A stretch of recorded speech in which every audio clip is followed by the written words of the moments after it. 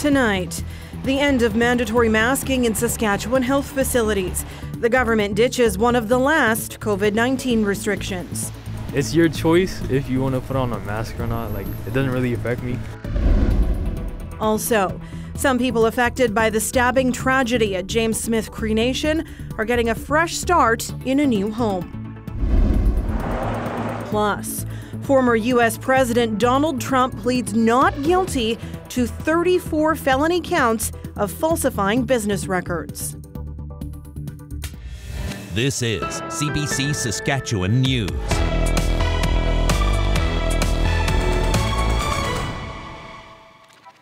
It is Tuesday, April 4th, and the CBC Saskatchewan News starts right now. Good evening, and thank you for joining us. Face masks are no longer mandatory inside healthcare facilities. The government officially scrapped the public health restriction this morning. That means whether you're a visitor, a patient, or a healthcare worker, you no longer have to mask up. Alexander Kwan has reaction. About 6 months after the pandemic began, these became mandatory inside hospitals and long-term care homes. It's one of the policies that the province implemented to halt the spread of COVID-19 in Saskatchewan. Now, the government says masks are not necessary. I think it should be a personal choice, and I haven't worn a mask myself for months. So it's time to release it, yeah. Me personally, I still wear my mask, and there's going to be a lot of population, but otherwise, I guess it's time to move on. The government says it's time to treat COVID-19 like any other respiratory illness.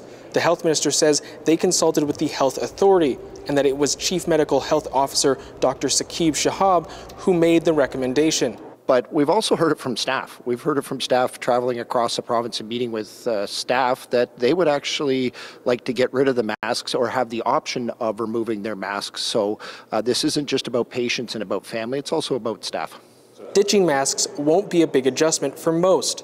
A poll commissioned by the CBC asked 400 people to what extent they wear masks in public. Roughly 10% said they never wear a mask, while about 49% only wear a mask when required, in places like hospitals or care homes. In comparison, 12% said they wear masks always or often. The opposition NDPs say they want to be sure people are safe inside healthcare facilities and to confirm this decision was not politically motivated.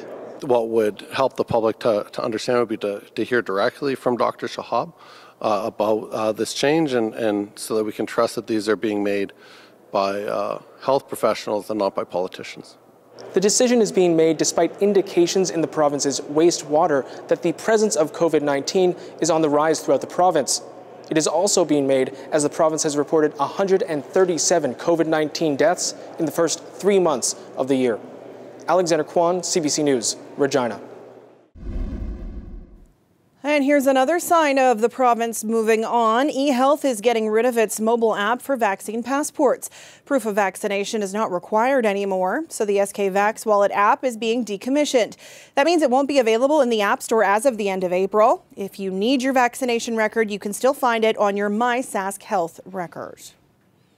A Regina second stage shelter will nearly double its shelter spaces thanks to a new operational funding from the province. Second stage shelters provide safe housing for women fleeing domestic violence and their children. The shelters include secure apartment-style units as well as counseling and services. Saskatchewan was one of the few provinces in Canada that did not spend money on second stage shelter operations. But the latest budget earmarked $876,000 over 3 years. Sophia House in Regina says it will increase from 20 spaces to 39. This operational funding gives us a little bit of security. So we're able to provide the counseling programs, the one-on-one programs for women, the one-on-one counseling for children, the group programming. We're able to provide that kind of wraparound support that's been mentioned without fear of having to cut these programs or cut these positions or, offer less quality programming because we don't have the funding to offer that. In total, 5 shelters will receive money. They're located in Regina, Saskatoon, Melfort, and La Ronge. The government is giving them $4,000 per unit. There are feelings of sadness, anger, and frustration in Manitoba following the death of a First Nations woman police are treating as suspicious. And a warning, this story contains details some viewers may find distressing. Her name? Linda Mary Beardy, and she was 33 years old. She is the fourth woman either found or believed to be in a Winnipeg area landfill in just over a year. As Josh Crabb reports, police are still investigating the circumstances of her death. 33-year-old Linda Mary Beardy is a mother originally from Lake St. Martin First Nation who'd been living in Winnipeg. She was found dead here at Brady Road Landfill Monday afternoon around 3, and now the site is once again the focus of homicide investigators. Linda's next of kin has been notified, and this suspicious death investigation is being led by our homicide unit. Winnipeg Police Service Inspector Sean Pike says staff discovered Beardy and alerted officers. Detectives say her remains were taken to the landfill by a garbage truck. Police believe she was there for a couple of hours before she was found. Pike wasn't able to say when or how she died. We're still unpacking everything that's occurred. We're trying to work our way back in this investigation to find out exactly what circumstances caused her to end up where she was found yesterday afternoon. At this time, officers say there's no evidence to suggest there are other victims, and there's nothing linking Beardy's death to previous investigations. I'm angered and saddened by the news that came out today about more remains being found in the landfill. Cambria Harris says Winnipeg police warned her ahead of time. Harris's mother, Morgan, and another woman, Mercedes Myron, are believed to be in a different landfill north of Winnipeg. Their remains haven't been recovered. Harris says she's thinking of Beardy's family. I'm grateful that they have that closure, and it's unfortunate that her life had to end like that and end up where she did. And my heart goes out to her, and you know, this is traumatizing for all of us. Rebecca Contois' remains were found in Brady Road landfill in June of 2022. Police believe Contois, Harris, Myron, and a fourth woman, known as Buffalo Woman, are the victims of an alleged serial killer. The chief of Sandy Bay First Nation, Trevor Prince, knew Beardy and calls her death devastating. She was a caring, loving mother. Operations at the entire landfill have been put on pause while police continue to investigate. Community members are turning their attention to remembering Beardy and supporting her family. Josh Crabb, CBC News, Winnipeg. Saskatchewan's children's advocate says immediate changes are needed to fix a child welfare program that favors family over foster homes. She says the program is failing vulnerable young people.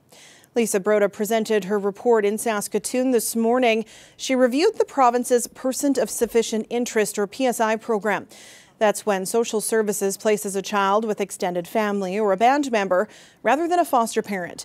Broda says the intent is positive, but children are often placed with a relative they've never met, then only checked on once a year.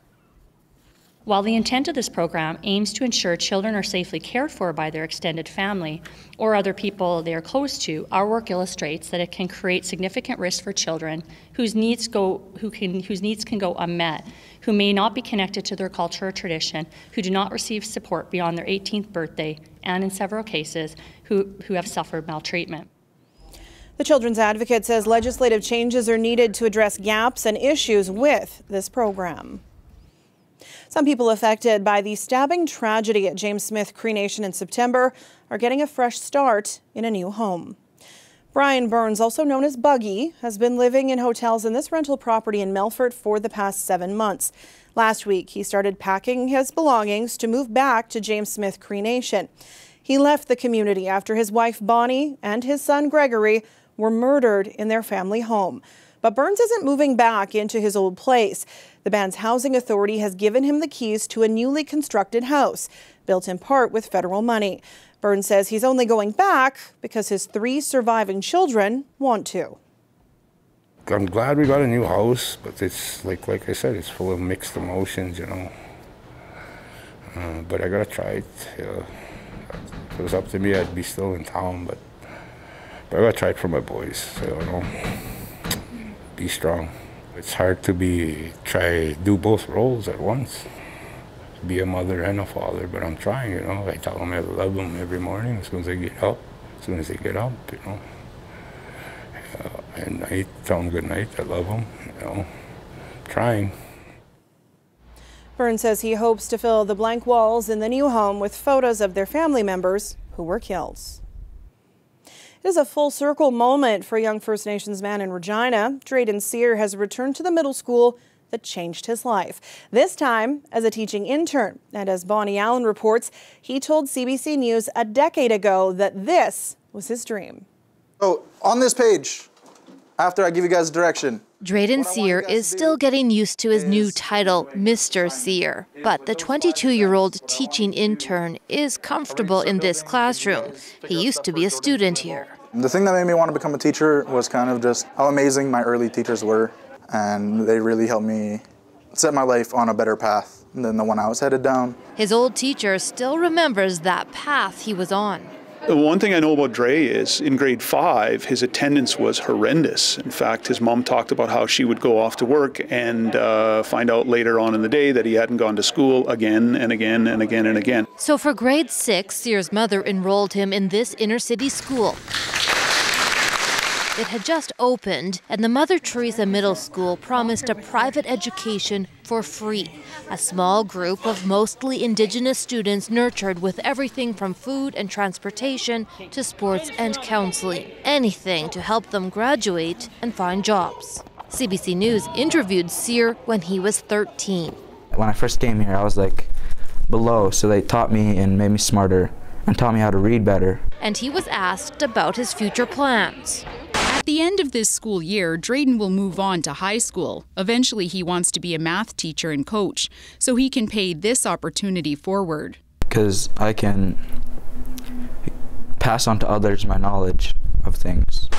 It's definitely been something that I've imagined or dreamt about, but I had no way of telling for sure. Really actually makes us all really incredibly proud to say that we've had an impact on this young man's life. And now it's Mr. Sear's turn. His student, Lucas Whitestar, appreciates having an Indigenous teacher and one who used to sit in this very spot. I kind of want to be like him, like teach kids and like have a good time with kids and being like a kind of like a social worker, I guess, like help kids out, help family out. Yes, the classroom piece is a part of it and trying to get them at grade level or above, but more so it's kind of just the building of the self-esteem and the building of character. Okay, so get into your groups, boot up your laptops, and let's get to work. And for him, coming full circle and giving back. Bonnie Allen, CBC News. Well, it might not look like camping weather outside, but it's certainly time to get planning. Saskatchewan Parks opened up reservations today for some of its nightly, Camp Easy, and group campsites. There are a handful of parks opened up each day between now and April 12th. Reservations begin online at 7 a.m. each day and plan to pay more too. Park fees are going up this year. You can find more details on the Sask Parks website. Stay with us. We'll be back after the break.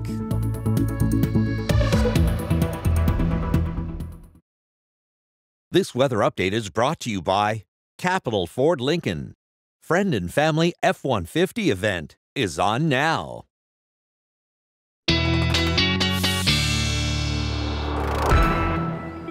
And our weather specialist, Ethan Williams, joins me now. Maybe it's just me, but it seems like this unseasonably cold weather has gone on forever. Yeah, it's really dragging out. Definitely feels like forever. And for about the past month now, especially, we've seen a sort of kind of similar pattern that's responsible for this cold. Now, I chatted with Natalie Hazel from Environment Canada, who explained what's been going on. So we've often seen in the upper levels a low pressure or a low center set itself up over Hudson Bay, Nunavut areas. The circulation around a low is counterclockwise. So if the low is to your east, you are going to be in the flow from the north. So as that air from the north trickles down, we see that cold air set up an area of high pressure. So a bit of a visualization of that. Here's the upper low over Hudson Bay.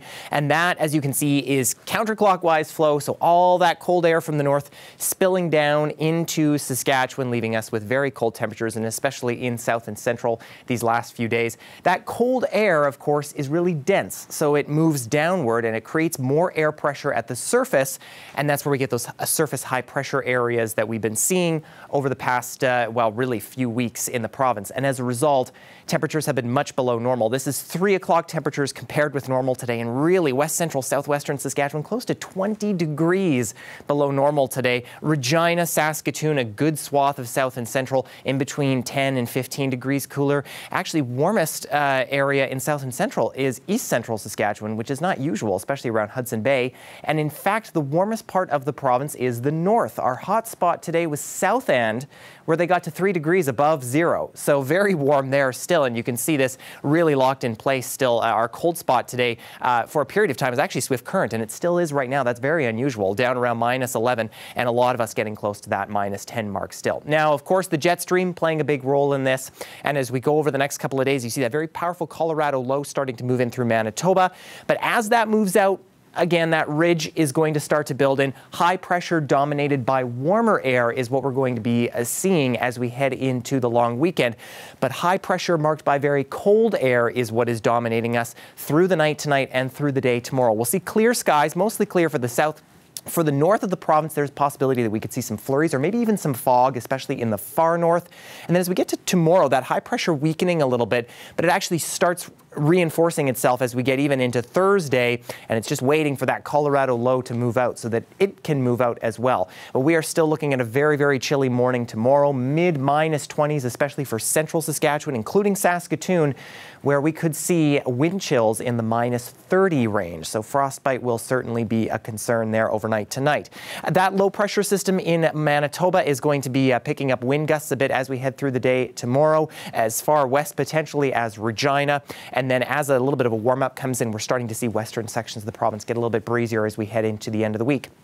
For Regina, of course, the warm-up comes, but a bit of a caveat here. As I mentioned yesterday, snowpack on the ground could be inhibiting the temperatures from getting this warm. These are scaled back a little bit already, but they could still be even a little bit cooler. But nonetheless, sunnier and warmer these next few days. And in Saskatoon, overnight lows here for the next couple of days, still around -20, but a marked warm-up over these next few days where we will see temperatures get into the mid-single digits above zero, potentially even into double digits. I actually don't have an icon for Easter, Sam. I can't believe it. I think that Easter Bunny's a little scared of what's to come. It's because the Easter Bunny's bringing the good weather. Yes, but he can't be on your board and bring the good weather at the same time. There you go.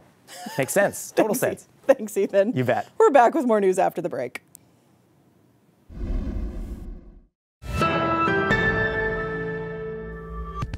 Former U.S. President Donald Trump pleaded not guilty to 34 charges of falsifying business records today in New York.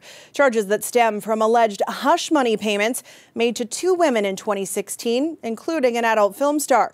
Prosecutors claim it was to cover up Trump's extramarital affairs during his first presidential campaign. Trump is denying any wrongdoing.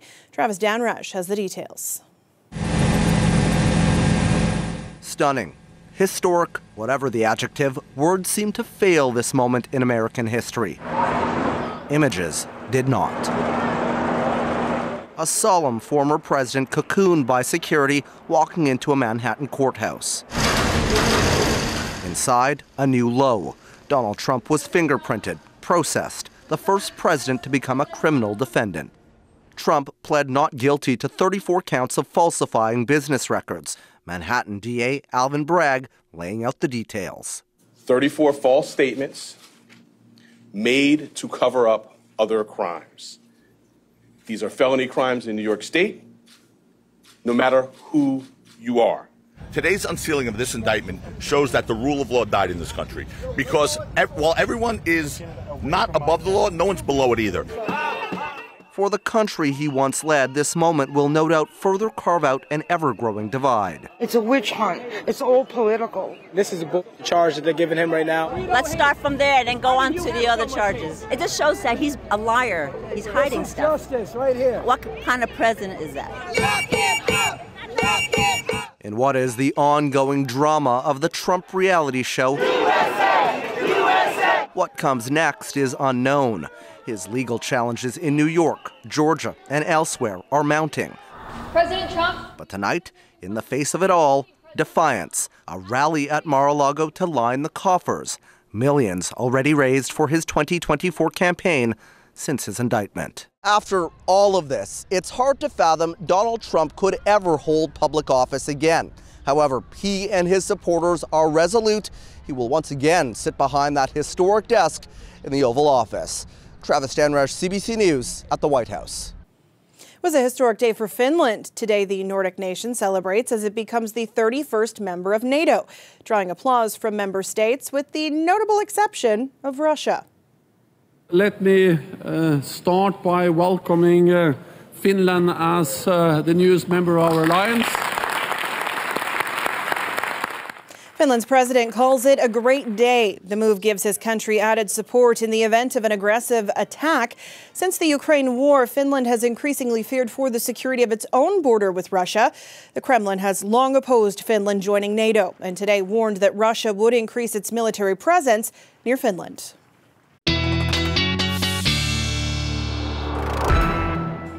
And Ethan is back with one last look at your weather. And the broken record forecast continues because it's going to be cold still again in Regina tonight, down to -16. Wind chill feeling like -23 as we head overnight. We'll get some clearing, but maybe a little bit more cloud cover as we head into the morning hours. Temperature not budging, and that wind chill just a little bit cooler as we head into the morning hours. But by the afternoon, we will crack the double digits. A little bit breezy, though, of course, with that Colorado low moving through Manitoba. Could get some winds up to 30, maybe 35 kilometers an hour. Saskatoon, though, much calmer winds, really not looking for gusts above 10 kilometers an hour. Mostly clear tonight. And as we head into tomorrow, we'll see a little bit more cloud cover building in, but -19 with a wind chill around -23. Not much of a wind chill just because it's a little less windy, and that light winds continuing through the afternoon. So we'll wait a little while for the warmer weather to come, Sam. I think you were right the first time when you said broken weather. Yes, something's wrong. Thanks, Ethan. You bet. Before we leave you tonight, the sky over the prairies has been the host to some incredible celestial shows this year. The Northern Lights have been brilliant and caught the eye of many people, especially photographers. That includes Matt Melnick in Calgary. He's also a pilot, and for more than a decade, he's been capturing meteorological activities from both the air and the ground. It's absolutely incredible. It's like you're actually inside of it. Like there's times when I'm looking to my left, to the front, to the right, and I'm seeing the aurora like all across.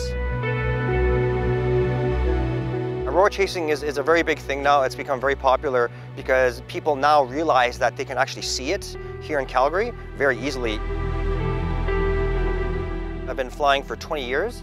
I developed an interest in photography, which I've been doing for about 15 years now, through my love of flying. And I was able to see so many different cloud formations and natural weather phenomenon. I became super interested in the meteorological aspect of it all. You want to start off with a nice SLR camera, and you're going to need a tripod. Those are the two most important things. And then, look at getting into a fast lens. The ultimate goal is you want to freeze the aurora, because the aurora moves so fast, and you get these giant pillars that are moving up and down, and they're not stationary. So when you can cut your shutter speed down to between 2 and 4 seconds, you're going to freeze that motion of the aurora, and it just looks more sharp and crisp. We are actually climbing our way up to solar maximum, which peaks in 2025. So right now we have 2 years to go. So now these events are going to be more frequent. Something to look forward to on the prairies. That is it for us tonight. For news anytime, you can always head to our website or subscribe to CBC Saskatchewan's YouTube channel. Ethan will be back at 11 with more local news and weather. Thanks for watching and have a great night.